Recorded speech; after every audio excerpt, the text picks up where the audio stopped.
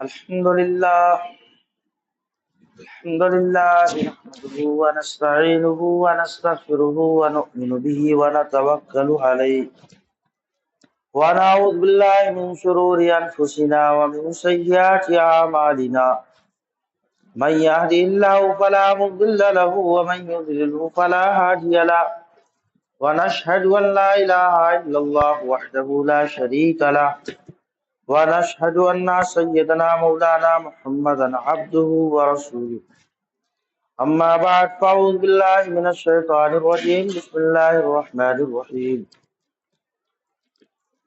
لقد كان لكم في رسول الله أسوة حسنة صدق الله العظيم وصدق رسوله النبي الأمين المتين الكريم ونحن على ذلك من الشاهدين والشاكرين والحمد لله رب العالمين. ربیع الاول کا مہینہ، اس پر سب سے زیادہ حضور پاک صلی اللہ علیہ وسلم کی سیرت کو بیان کیا جاتا ہے.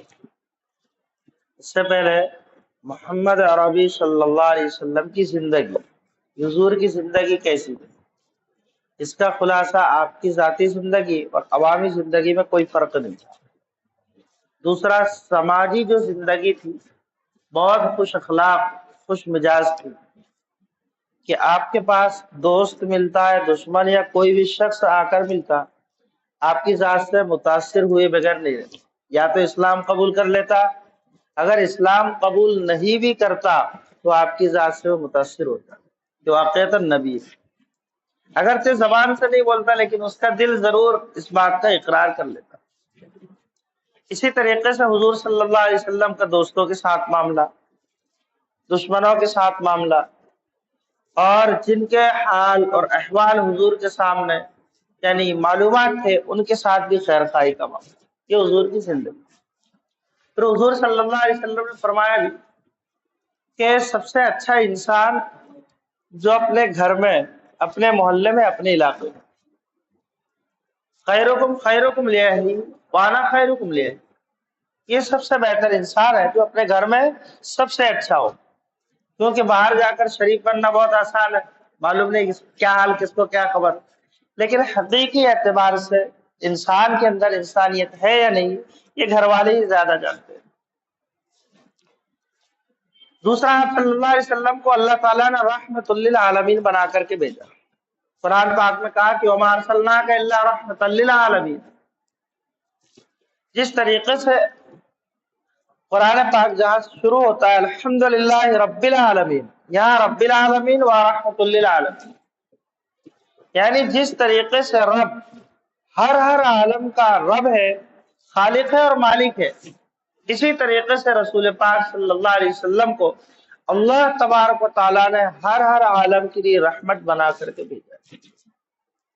آپ نے صرف انسانوں کے حقوق بیان نہیں کیے بلکہ چوپائے، چرند، درند، جن جانوروں کو آپ پالتے ہیں، جن جانور کو آپ نے اپنے قبضے میں لیا ہوا ہے، یہاں تک کہ شکار کے احکامات ہے یا دیگر بھی جتنے بھی مویشی، ہر قسم کے مسائل انسان کی زندگی میں یعنی شروع سے لے کر آخر تک چھوٹے بڑے جو بھی مسائل پیش آ سکتے تھے آپ نے تمام مسائل کو لوگوں کے ساتھ،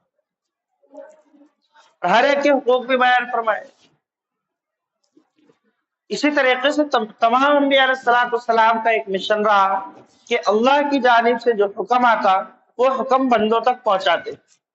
لوگ مانتے تو ٹھیک ہے، اگر نہیں مانتے تو دیگر انبیاء علیہ السلام قوم کے لیے کیا کرتے تھے؟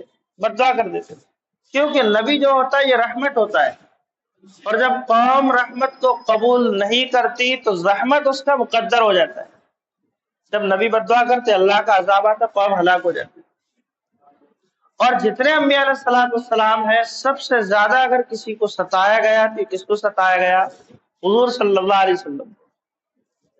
یعنی آپ کو تو محبوس یعنی قید بھی کر دیا گیا 3 سال تک شیعہ ابی طالب، نہ وہاں کھانے کا انتظام نہ پینے کا انتظام، معلوم نہیں کس طریقے سے زندگی گزری.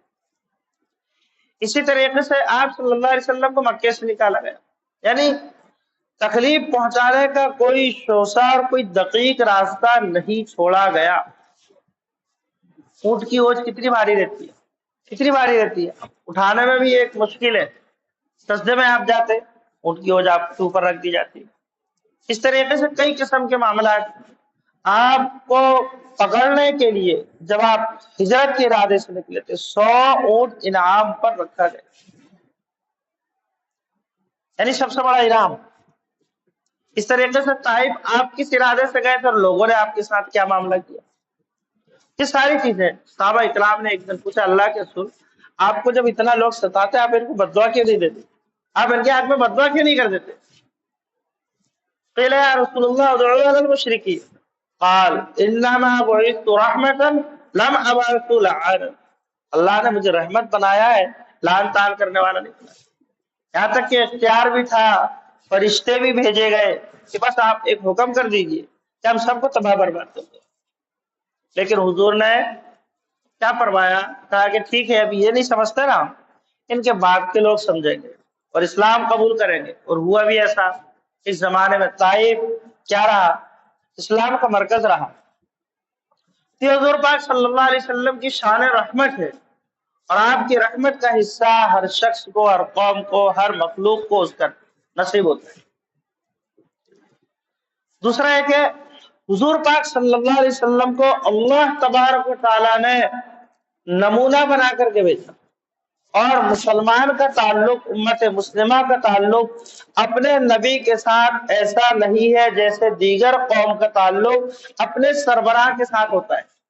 اس طریقے سے نہیں ہے جیسے دیگر قوم کا جو تعلق ہوتا ہے اپنے سربراہوں کے ساتھ ہوتا ہے، اس طریقے کا تعلق نہیں ہے، بلکہ بہت اعلیٰ درجے کا تعلق ہے مسلمانوں کا اپنے نبی کے ساتھ. آپ نے دیکھا جب سے حضور کی آمد کے بعد، بلکہ اس سے پہلے سے، یعنی کچھ ایسے شوشے ہوتے ہیں جس کی بنیاد پر کہ لوگ مذہب کے خلاف، یعنی عمومی مذہب کے خلاف آواز اٹھاتے ہیں کہ مذہب یہ کوئی حقیقت نہیں ہے، اس کی ایک ایسے بنایا ہے، یا پھر سرسری چیز ہے، عمل کر لیے تو ٹھیک ہے، نہیں کرے تو کوئی حرج نہیں. اس طریقے کی، یعنی ایک زمانے میں یورپ میں اس طریقے کی آوازیں اٹھی. بہرحال اس طریقے کی آواز اٹھانے والوں کی فتح حاصل ہوئی، اور یہ بات تسلیم کر لیا گیا حکومت کے اندر کہ انسان کا مذہب کے ساتھ کوئی تعلق نہیں. انسان کا مذہب کے ساتھ کسی قسم کا کوئی ربط نہیں، کوئی ضبط نہیں ہے. اب اس کے اثرات جو ہے صرف اسی ملک پر تھوڑی رہیں گے، دھیرے دھیرے آہستہ آہستہ 1 سے 2، 2 سے 3، اس طریقے سے. اب تو نیٹ کا زمانہ ہے، ساری دنیا میں ہی پھیل رہا ہے.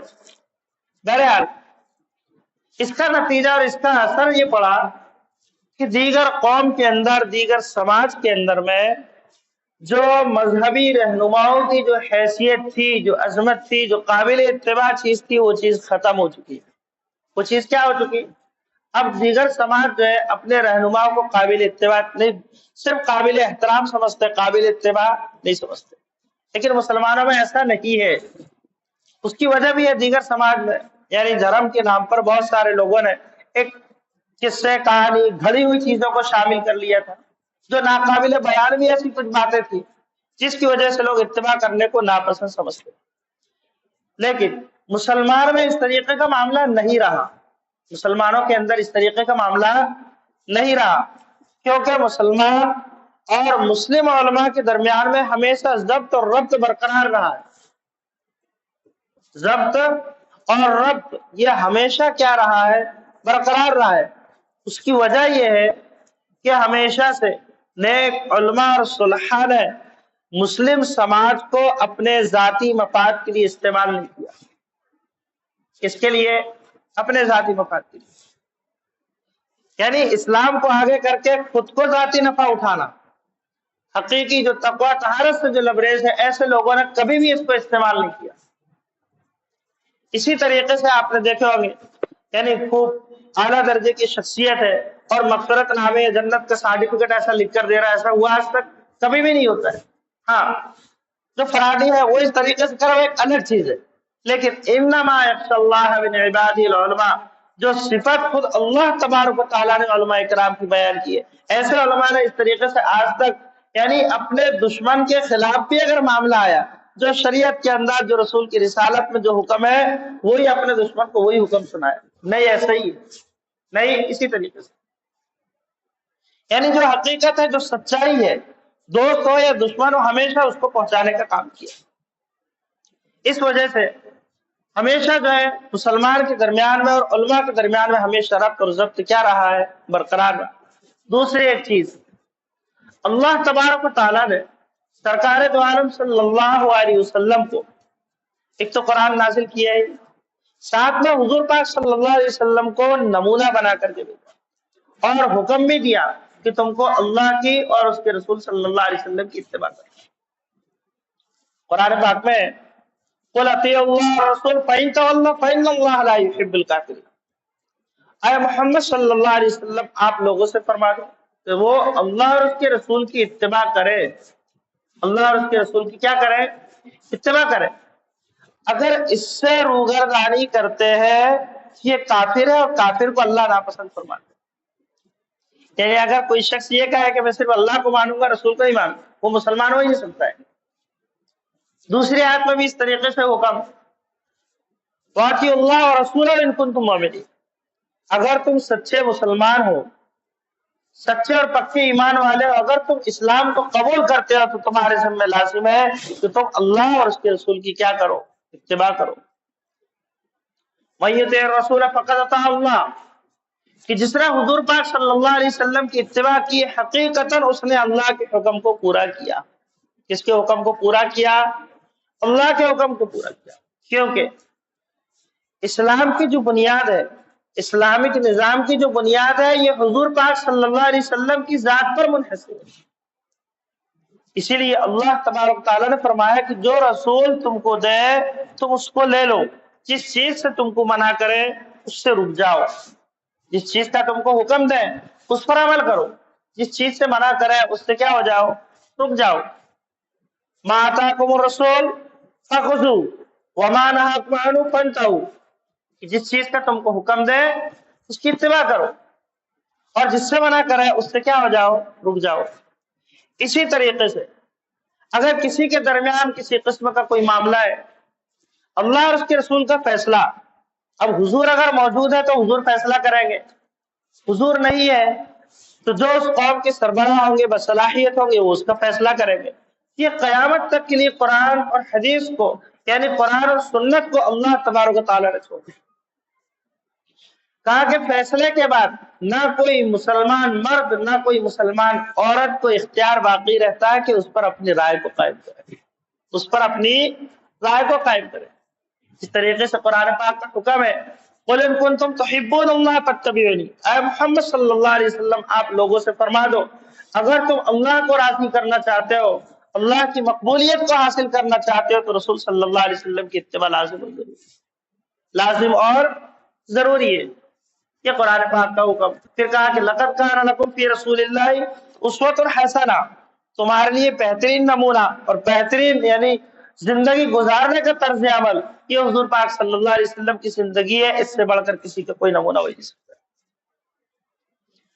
اب اس پر عمل کرنے کے لیے، حضور کی زندگی اور آپ کے طرز عمل کو اختیار کرنے کے لیے، آپ کی تابعداری کو اختیار کرنے کے لیے حضور پاک صلی اللہ علیہ وسلم کی سیرت، آپ کے حیات کا مطالعہ، چاہے وہ مکی زندگی ہو، مدنی زندگی ہو یا سماجی یا جس لائن سے ہو، اس اعتبار سے اس سیرت کا مطالعہ ہر انسان کے ذمہ لازم و ضروری۔ دوسرا یہ کہ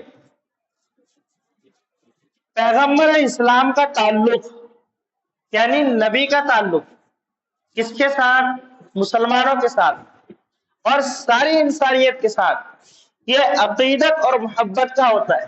یہ کس کا ہوتا ہے؟ عقیدت اور محبت کا ہوتا ہے، عظمت کا ہوتا ہے۔ پیغمبر اسلام کا تعلق انسانیت کے ساتھ عقیدت اور محبت کا ہوتا ہے، عظمت اور رفعت کا ہوتا ہے۔ اس سے اندازہ لگائیں کہ حضور صلی اللہ علیہ وسلم اور جو صحابہ اکرام تھے، صحابہ مطلب جنہوں نے آپ صلی اللہ علیہ وسلم کو دیکھا اور آپ پر انہوں نے ایمان لایا اور ایمان ہی کی حالت میں دنیا سے رخصت ہوئے، یہ صحابہ ہوتے ہیں۔ ان کو حکم ہے کیا؟ کہ تم اپنی آواز کو رسول کی آواز سے بلند مت کرو، یعنی ادب اور احترام اور عقیدت دیکھیے۔ یعنی صحابہ کرام کو یہ حکم کہ تم اپنی آواز کو جب رسول کے پاس تم بیٹھو کیا ان کے پاس تم رہو، کیا ان کے پاس تم سفر میں کسی بھی حالت میں ہو، تمہاری آواز رسول کی آواز سے بلند نہیں ہونا چاہیے۔ ادب، احترام، تعظیم کو بیان کیا جا رہا ہے۔ اس طریقے سے کہا کہ تم کو رسول کو بلانے کی ضرورت پیش آئے، ایسا نہیں بلا سکتے جیسے آپ کسی انسان کو ادھر آ کرتے کیسا کر کرتے، نہیں، اس کا طریقہ بتلایا۔ لا تجعلوا دعاء الرسول، ارے جس طریقے سے تم ایک دوسرے انسان کو بلاتے ہو اس طریقے سے رسول کو بلانے کی اجازت نہیں ہے۔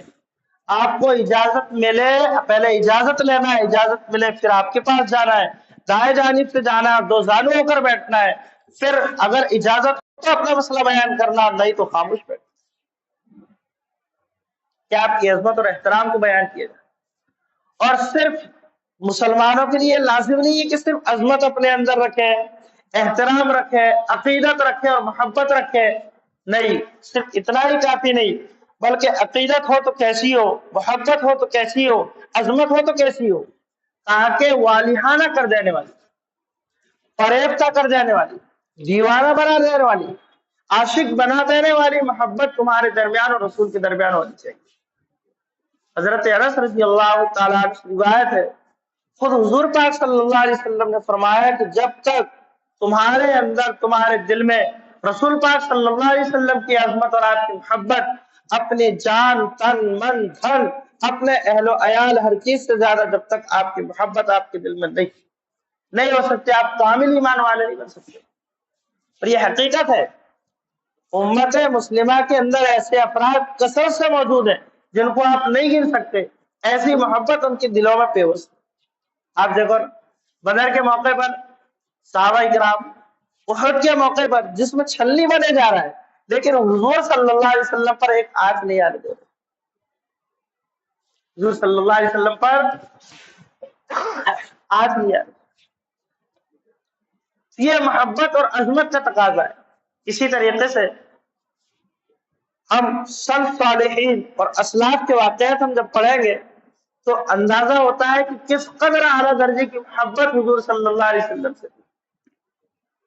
اسلامی کے احکامات تو تھی، لیکن کھانے پینے کے اعتبار سے یا مرغوبات چیزوں کے اعتبار سے حضرت عمر رضی اللہ تعالیٰ عنہ مدینے سے مکہ تشریف لے جاتے، کچھ آپ کے ساتھ رفقا بھی تھے۔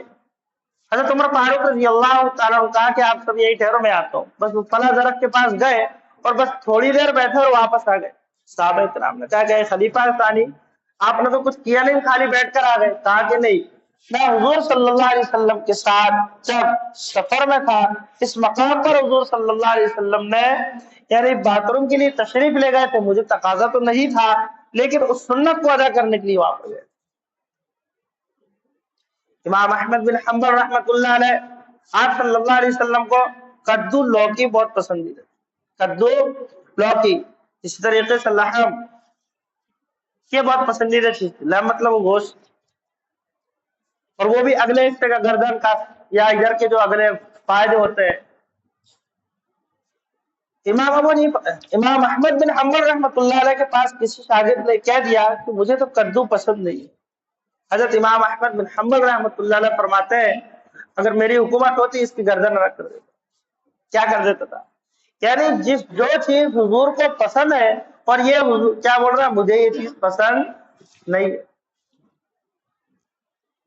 اس طریقے سے حدیثیں لکھی گئی، یہ جو بخاری شریف ہے، مسلم شریف ہے، ترمذی، ان کی زندگی کو ہم پڑھیں، ایک ایک حدیث یعنی اس کی اتنی عظمت۔ آج تو ہم حدیث کا بیان کر دیتے، کہیں بھی کھڑا ہے وہی شروع، حضور نے ایسا کہا، یعنی وہ حقیقت میں ہو کہ نہ ہو، آپ ان کی عظمت اور احترام کو دیکھے، پہلے غسل کرتے، خوشبو لگاتے، لبان کی دھونی دیتے، پھر عظمت اور احترام کے ساتھ ایک حدیث کو بیان کرواتے۔ اتنا ادب۔ حضور پاک صلی اللہ علیہ وسلم نے فرمایا کہ اگر کوئی شخص میری بات کو بیان کرنے میں زیر زبر کی بھی اگر کوئی غلطی کرتا ہے، وہ اپنا ٹھکانہ جہنم بنا لے، وہ اپنا ٹھکانہ کیا بنا لے؟ جہنم بنا لے۔ اتنا ڈرتے تھے اتنے بڑے بڑے محدث حدیث کے بیان کرنے۔ تیسرا تعلق کہ حضور صلی اللہ علیہ وسلم کی جو ذات ہے، یہ اسلام کے اندر اساس اور بنیادی جڑ کی حیثیت رکھتی ہے۔ ایک مسلمان کا ایمان ہے یعنی کس پر؟ ایک اللہ کو مانتا ہے، اللہ کو خالق مانتا ہے، اسی کو رازق، اسی کو مالک۔ پھر دوسرا کیا ہے؟ رسول کی رسالت کو مانتا ہے اور آپ پر جتنے نازل کیے ہوئے احکامات ہیں ان کو مانتا ہے۔ اب ان چیزوں کے ذریعے سے کچھ احکامات نکلتے ہیں، وہ کیا ہے؟ حرام ہے، حلال ہے، جائز ہے، ناجائز ہے، فرض ہے، واجب ہے، سنت ہے، مستحب ہے، غیر مستحب ہے، مکروہ ہے، مکروہ تنزیہی ہے، مکروہ تحریمی ہے، مباح ہے، یہ چیزیں نکلتی ہیں۔ اچھا اس کے مصادر کیا ہے؟ یہ کہاں سے نکلتے ہیں یہ چیزیں؟ جتنے بھی احکام ہیں ان میں سے کسی ایک کے ساتھ اس کا ربط ہے، یا تو قرآن سے کوئی حکم نکلا ہے یا سنت رسول سے کوئی حکم نکلا ہے۔ اب قرآن بھی کس پر نازل ہوا؟ حضور صلی اللہ علیہ وسلم پر، اور حدیث مبارکہ یہ حضور صلی اللہ علیہ وسلم کی کیا ہے؟ یہ فرمودات ہے۔ تو دونوں کی بنیادی کون ہوئی؟ حضور صلی اللہ علیہ وسلم کی ذات کی۔